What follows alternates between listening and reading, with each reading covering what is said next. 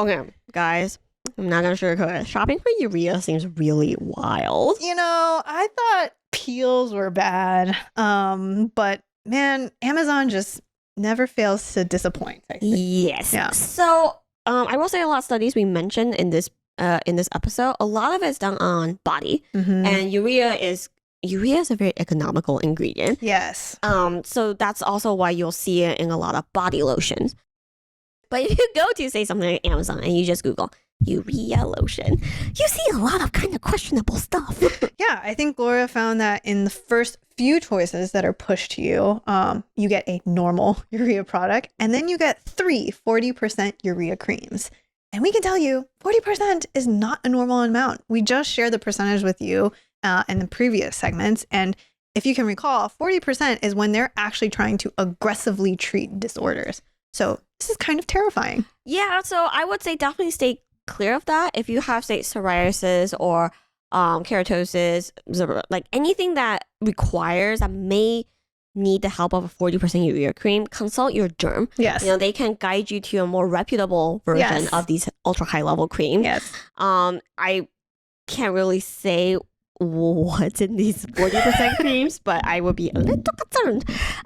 I was just going to mention, I'm like, if you find yourself wanting to purchase this before consulting a derm, I would say, please don't do it. Let us be that voice of reason to not do that. Yeah. I did want to say that if you want to try it out, and urea, again, we talk a lot about mostly face skincare, but if you have really dry body, I definitely would recommend starting with the Eucerin 10%. Yeah. Because they did a study. They did a very specific study on this product. And I will say finding a clinical on a body product is very difficult. Yeah. But yeah, Eucerin, they wanted to test I believe it's their roughness relief body lotion. They used 10% urea.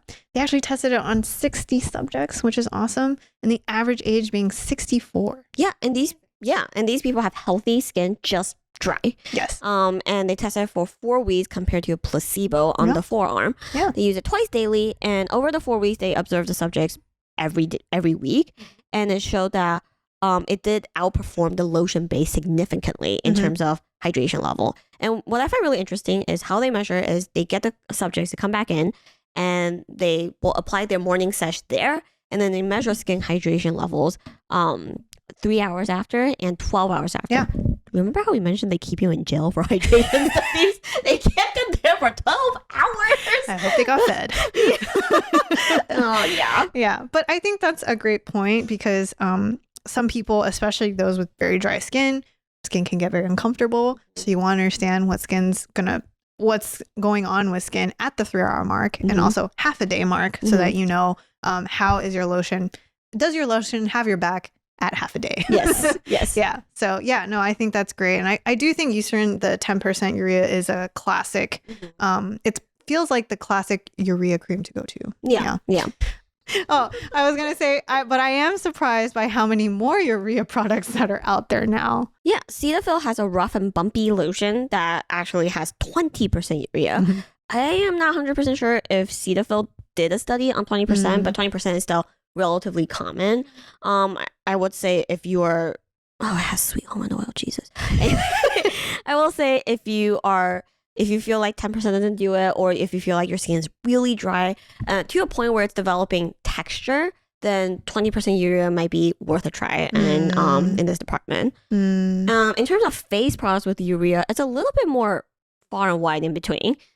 We did find, especially if you're looking for a percentage, like we mentioned, urea is very effective between 2 to 10%, and most of our tests are done at least 5 to 10. One of the only face lotion products we can find is the Inky's 10% urea. Yeah. I definitely want to spend a little time on who should be using urea.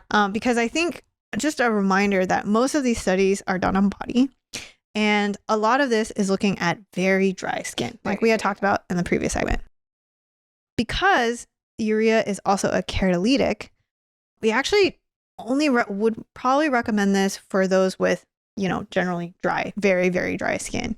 Probably the group that maybe should just keep, I guess the group that maybe should approach this more cautiously is probably the acne individuals, just know that, you know, as a keratolytic, you might actually experience just a little bit of purging as well. I just feel like because urea is seen as that hydration ingredient, benefit that might actually to them sound as like generally helpful and soothing and irritation. And you might think this is a go-to, but know that this can actually be a trigger. Yeah, for sure.